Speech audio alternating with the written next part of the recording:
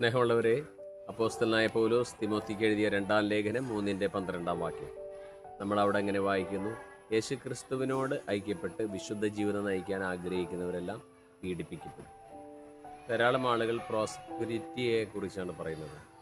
എല്ലാ സമൃദ്ധി, ഭൗതികമായ സമൃദ്ധി, എല്ലാ തരത്തിലും സാമ്പത്തികമായ സമൃദ്ധി, ആരോഗ്യത്തിന് സമൃദ്ധി, എല്ലാ സമൃദ്ധിയുടെ സുവിശേഷമാണ് ചുറ്റുപാടും കേൾക്കുന്നത്.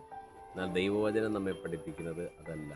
യേശുവിനോട് ഐക്യപ്പെട്ട് വിശുദ്ധ ജീവിതം നയിക്കാനായി ആഗ്രഹിക്കുന്നവരെല്ലാം പീഡിപ്പിക്കപ്പെടും.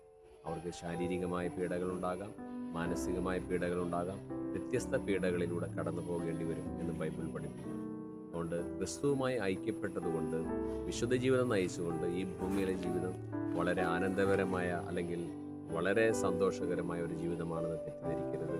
നമുക്ക് ദുഃഖങ്ങളും പ്രയാസങ്ങളും പ്രതിസന്ധികളും ഉണ്ടാകും. എങ്കിലും യേശു ക്രിസ്തു നമ്മോടൊപ്പമുള്ളതുകൊണ്ട് നമുക്ക് വിജയകരമായ ക്രൈസ്തവ ജീവിതം നയിക്കാൻ സാധിക്കും. ദൈവം അതിനായി നമ്മെ സഹായിക്കും.